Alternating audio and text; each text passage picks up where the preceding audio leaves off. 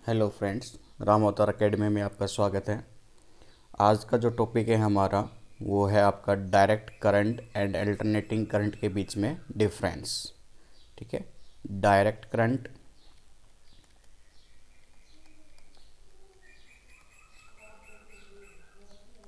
And alternating current.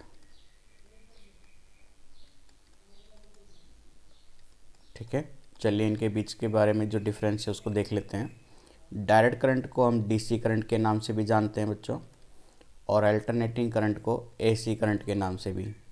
ठीक है, तो सबसे पहले चलिए डायरेक्ट करंट को देखते हैं, डीसी करंट। तो सबसे पहले आपको ये मालूम होना चाहिए डीसी करंट के सोर्स कौन कौन से होते हैं। कौन कौन से सोर्स है जो हमें डीसी करंट प्रोवाइड कराते हैं। आपका ड्राई सेल है, जैसे बैटरी वगैरह में ये लगता है, ये मोबाइल जो है उसमें भी ड्राई सेल लिथियम सेल में आते हैं। और जो घड़ी वाले सेल होते हैं, रिमोट कंट्रोल वाले जो खिलौने होते हैं गाड़ी वगैरह के, उनमें जो सेल डलता है वो ड्राई सेल में ही आता है। फिर दूसरा बैटरी करंट, ठीक है, जो बैटरी वगैरह घर में प्रोवाइड कराई जाती है। सोलर सेल, ठीक है, या सोलर बैटरी जो हो गई, ये सब हमें डीसी करंट प्रोवाइड कराते हैं बच्चों। ठीक है, डीसी करंट का मतलब क्या होता है?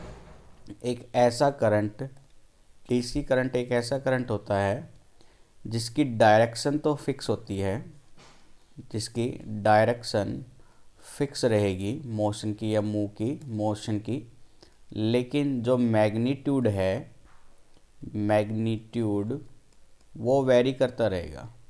ठीक है, ज़रूरी नहीं कि वो मैग्नीट्यूड हमेशा फिक्स रहे। तो मैग्नीट्यूड वेरी करने के और डायरेक्शन फिक्स होने के बेस पे हम डीसी करंट को कुछ दो तरीके से डिवाइड कर देते हैं। ठीक है, एक होता है आपका स्टेडी करंट। ये है आपका graph of direct current in steady line. ठीक है, मीन्स स्टेडी डायरेक्ट करंट। तो स्टेडी डायरेक्ट करंट क्या होगा बच्चों? जिसकी डायरेक्शन तो फिक्स रहेगी रहेगी, लेकिन एक मैग्नीट्यूड भी कांस्टेंट रखा चलेगा। मान लीजिए ये वाई एक्सिस पे हम वोल्टेज ले रहे हैं या करंट ले लीजिए, ये है आपका करंट, और एक्स एक्सिस पे हम दिखा रहे हैं टाइम को, यानी समय के साथ साथ उसका मैग्नीट्यूड कांस्टेंट ही रहेगा। करंट मान लीजिए मैंने मैग्नीट्यूड 4 एम्पियर ले लिया, यानी मैं कहूँ 0 टाइम पर वो 4 एम्पियर है, 1 सेकंड के ऊपर भी वो 4 एम्पियर है, 5 सेकंड के बाद भी वो 4 एम्पियर ही है, 20 सेकंड के बाद भी उसका मैग्नीट्यूड 4 एम्पियर है, 15 या 25 सेकंड के बाद भी उसका मैग्नीट्यूड 4 एम्पियर ही है। यानी टाइम अगर चेंज हो रहा है उसके बावजूद भी इसकी डायरेक्शन और मैग्नीट्यूड कांस्टेंट है। ऐसे करंट को हम स्टेडी डायरेक्ट करंट के नाम से जानते हैं। ठीक है, इसी तरह से मैं एक और टाइप बता दूंगा आपको, वो होती है वेरिएबल डायरेक्ट करंट। ठीक है, variable direct current, variable direct current. तो वेरिएबल डायरेक्ट करंट में क्या होता है? डायरेक्शन तो फिक्स है आपकी, ये वाई एक्सिस पे तो आपका करंट ही रहेगा और एक्स एक्सिस पे आपका टाइम रहेगा। ठीक है, टाइम सेकंड में भी ले सकते हैं यहाँ पे आप। तो हम बात कर रहे थे वेरिएबल डायरेक्ट करंट की। तो वेरिएबल डायरेक्ट करंट के अंदर आपका मैग्नीट्यूड चेंज होता रहेगा लेकिन डायरेक्शन फिक्स रहेगी। हो सकता है पहले वो करंट का ग्राफ कुछ ऐसे हो सकता है नेक्स्ट टाइम उस करंट का ग्राफ कुछ ऐसे हो, या हो सकता है उस करंट का ग्राफ कुछ इनिशियली इस तरह से हो। मान लीजिए मैंने कहा ये है हमारी पहली कंडीशन में, ये है दूसरी कंडीशन में, ये है तीसरी कंडीशन में। तो आप देख सकते हैं कि डायरेक्शन तो सेम है, मतलब फर्स्ट क्वाड्रेंट में ही मोशंस हो रहा है डायरेक्ट करंट का, लेकिन ए कंडीशन में इनिशियली वो 0 एम्पियर है, फिर धीरे धीरे उसका मैग्नीट्यूड इंक्रीज होता जा रहा है। बी के ग्राफ में अगर हम देखें तो मैग्नीट्यूड जो पहले था वो धीरे धीरे पहले इंक्रीज हुआ और फिर टाइम के साथ साथ वो मैग्नीट्यूड डिक्रीज होता हुआ फिर से इंक्रीज हो रहा है, यानी वो वेरी कर रहा है अपने हर पर्टिकुलर सेकंड के हिसाब से।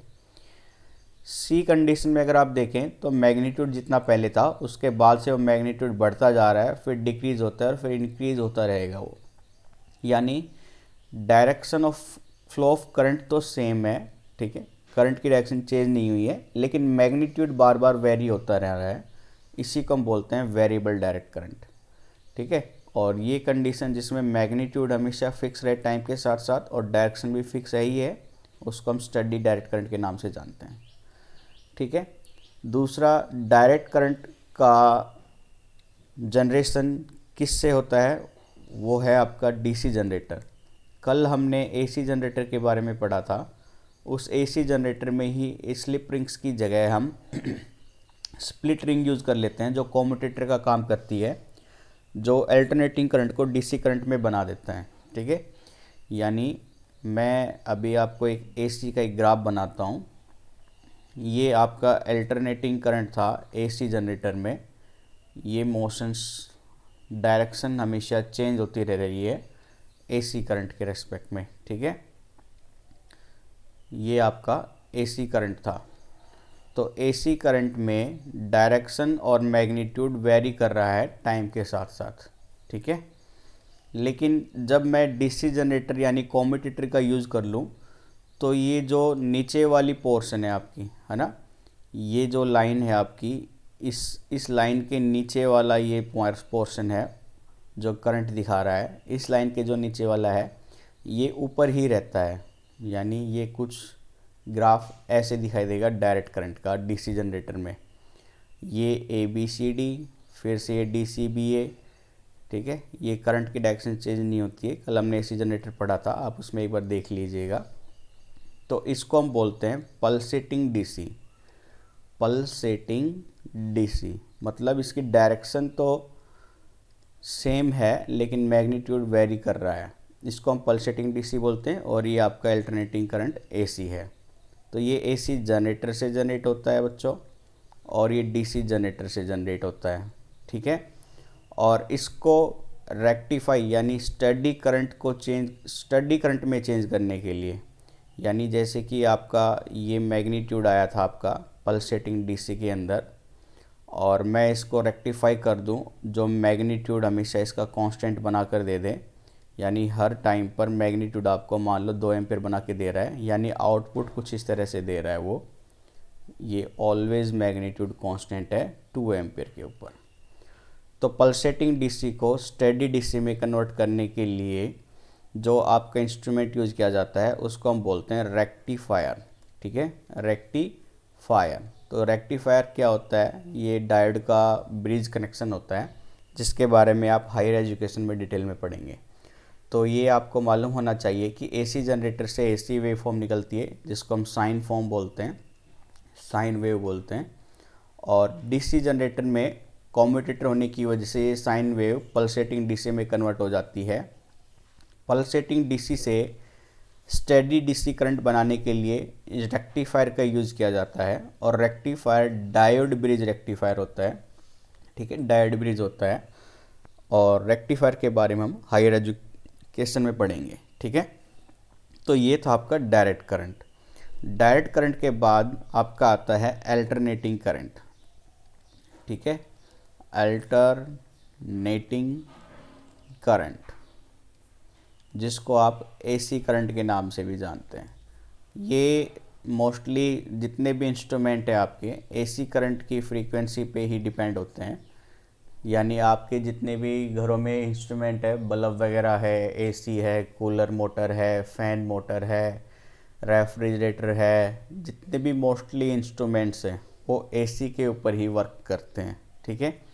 तो एसी हमने कल जनरेटर के बारे में पढ़ा था, और जनरेटर में आपने देखा था कि जैसे कि ये कोई कंडक्टर था आपका मैग्नेटिक फील्ड में, और आप इसको रोटेट करा रहे थे एक्सल की हेल्प से।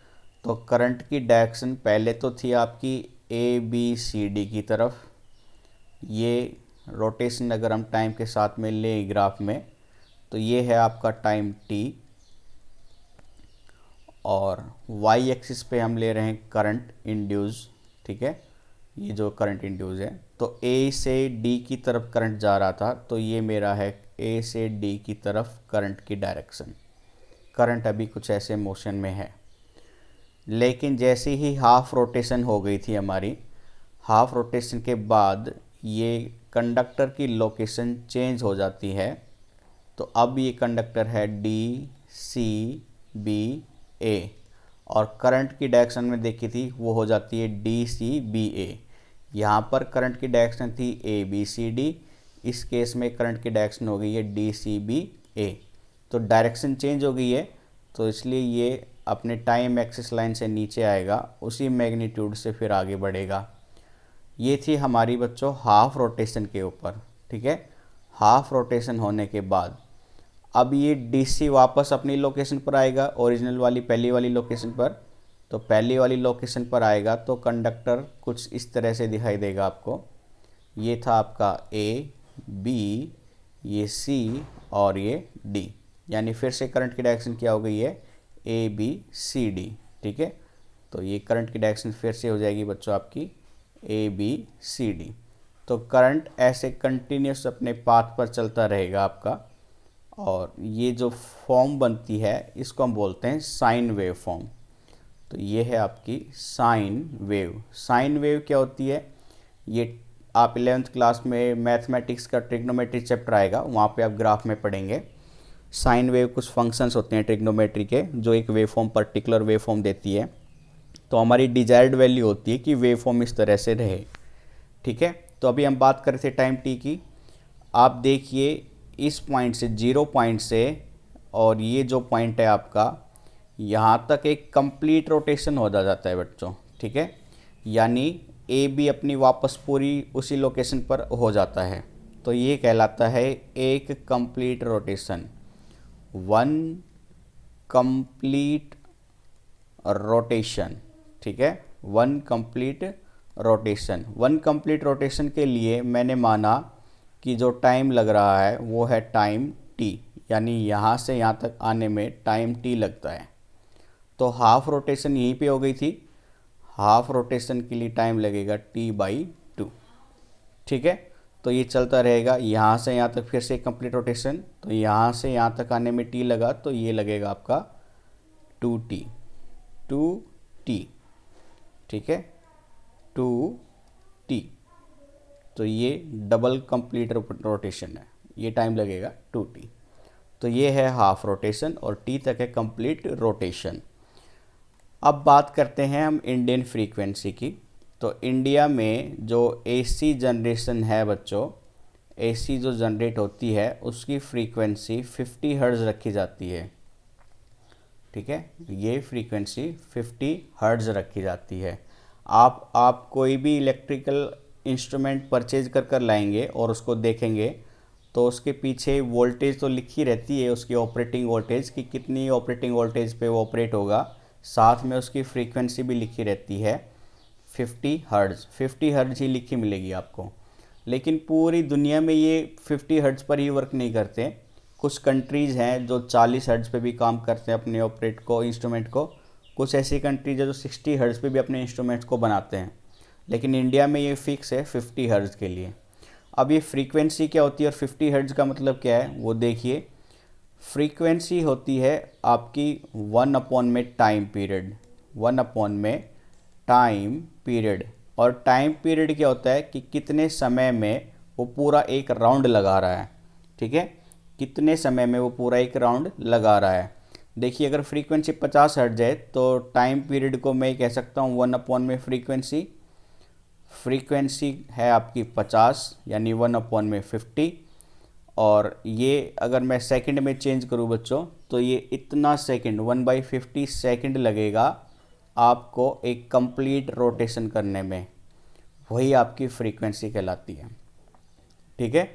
तो ये मैन्युफैक्चरर डिज़ाइन करता है कि कितने सेकंड में एक कंप्लीट रोटेशन होने वाली है, ठीक है। तो यानी 1 सेकंड का 50वां पार्ट, इतना हिस्सा इतने टाइम में एक कंप्लीट रोटेशन हो जाती है, उसी को हम टाइम पीरियड बोलते हैं। और टाइम पीरियड को रिवर्स कर दें तो फ्रीक्वेंसी कहलाती है, ठीक है। और हाफ रोटेशन की अगर हम बात करें, ये टाइम टी तक तो आ गया 1/50 सेकंड। हाफ रोटेशन कितने समय में लगेगी बच्चों, 1/50 का भी हाफ करोगे तो 1/2 से गुना करनी पड़ेगी, यानी 1/100 सेकेंड। 1/100 सेकेंड में 1/100 सेकेंड में आपकी हाफ रोटेशन हो जाएगी। ठीक है, आपकी हाफ रोटेशन कंप्लीट हो जाएगी। तो ये था हमारा अल्टरनेटिंग करंट के बारे में। अब चलिए हम थोड़ा सा इनके बीच में डिफरेंस देख लेते हैं, जो आपको एग्ज़ाम पॉइंट ऑफ व्यू से याद भी रखने और इम्पोर्टेंट भी है, क्योंकि एग्ज़ाम में आपको डायरेक्ट पूछते हैं एसी और डीसी के बीच के डिफरेंस को एक्सप्लेन कीजिए। तो यहाँ पर हम लिख लेते हैं बच्चों एसी करंट, और इधर हम रख लेते हैं डीसी करंट। ठीक है, तो पहला आपका जो डिफरेंस है वो रहेगा, इसको डिवाइड कर लीजिए पोर्शन को। तो पहला डिफरेंस है बच्चों कि एसी करंट का मैग्नीट्यूड कंटिन्यूसली चेंज होता रहता है, साथ ही उसकी डायरेक्शन भी। तो पॉइंट बनेगा आपका the magnitude of current, the magnitude of current changes continuously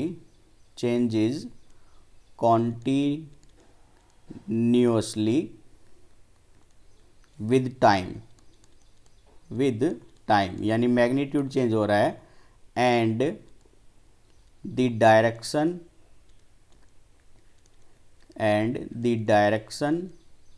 of current changes periodically। ठीक है, पीरियडिकली का मतलब होता है पर्टिकुलर टाइम में। ये नहीं कि अगर वो 1/50 सेकेंड में पहला राउंड कंप्लीट कर रहा है तो अगली बार 1/20 सेकेंड में ही कर ले, वो उतने ही पीरियड में अपना कंप्लीट रोटेशन करेगा। तो एसी करंट में मैग्नीट्यूड चेंज होता रहता है, साथ में उसकी डायरेक्शन भी चेंज होती रहती है। लेकिन डीसी करंट में हमने देखा था मैग्नीट्यूड चेंज हो सकता है लेकिन डायरेक्शन फिक्स रहती है। तो इसमें आप लिख सकते हैं the direction of current throw out remains constant या अनचेंज्ड, और कांस्टेंट और या सेम या अनचेंज्ड, बट द मैग्नीट्यूड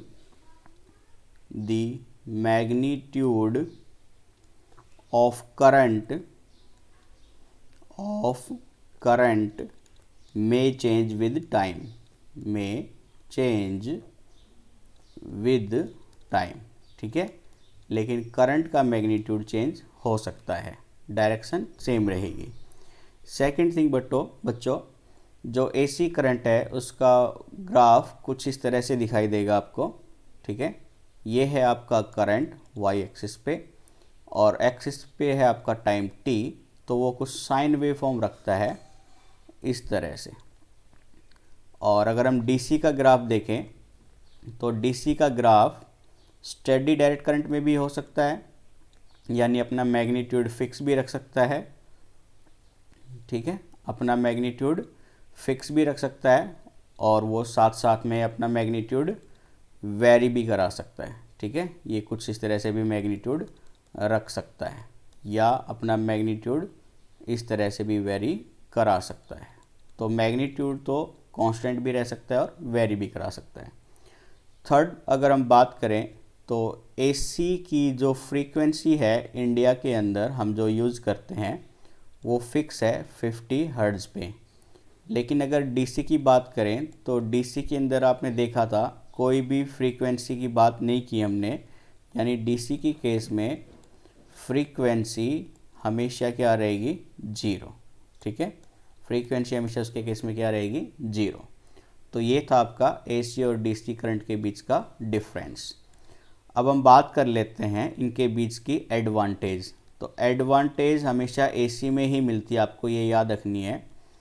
तो एसी का advantage over DC, advantage of AC over DC, direct current के रिगार्डिंग एसी में क्या क्या एडवांटेज है वो देखिए। पहली एडवांटेज है बच्चों कि एसी के अंदर इलेक्ट्रिक पावर ट्रांसमिशंस बहुत ही इजी होता है और लंबे दूरी के लिए एसी में अगर हम ट्रांसमिट करेंगे तो एनर्जी में लॉस इतना नहीं होता है जितना डीसी के रेस्पेक्ट में होगा। यानी मान लीजिए कि आप 5000 किलोमीटर या 500 किलोमीटर की डिस्टेंस पे आप पावर सप्लाई ट्रांसमिट करना चाहते हैं, तो अगर आप एसी के केस में करेंगे तो पावर का लॉस बहुत ही कम होगा, लेकिन अगर डीसी के केस में करोगे तो पावर का लॉस बहुत ज़्यादा हो जाएगा। बीच बीच में आपको सबस्टेशन की संख्या ज़्यादा रखनी पड़ेगी एसी के कंपैरिजन में। यानी एसी में पावर लॉस कम होता है जब आपको लंबी दूरी के लिए पावर ट्रांसमिट करना हो। तो पॉइंट क्या बन जाएगा आपका, electric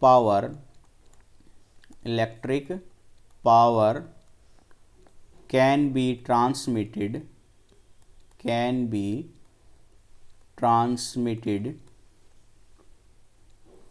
in the form of AC over long distances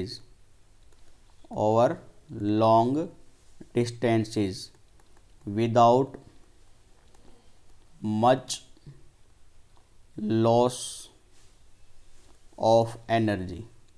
ठीक है, एनर्जी का लॉस बहुत ही कम होता है लॉन्ग ट्रांसमिशंस के लिए। सेकंड, एसी में मतलब आपकी जो एनर्जी है एसी में जनरेशन आज ज़्यादा आसान होता है कंपैरिजन टू डीसी, क्योंकि एसी में आपके कॉम्यूटेटर वगैरह डिवाइसेस इतनी नहीं होती है। कॉम्यूटेटर का मैन्युफैक्चर करना ही अपने आप में बहुत कॉम्प्लिकेटेड होता है। तो डीसी का जो डिज़ाइन है एसी के कंपैरिजन में काफ़ी कॉम्प्लिकेटेड भी है और उसको काफ़ी हैंडल करने में भी बहुत सारा कॉस्ट वेस्ट हो जाता है। ठीक है, तो एसी में जनरेशन इजी होता है रादर देन डीसी। तो इसमें आप पॉइंट नोट कर लीजिए, एसी कैन बी जनरेटेड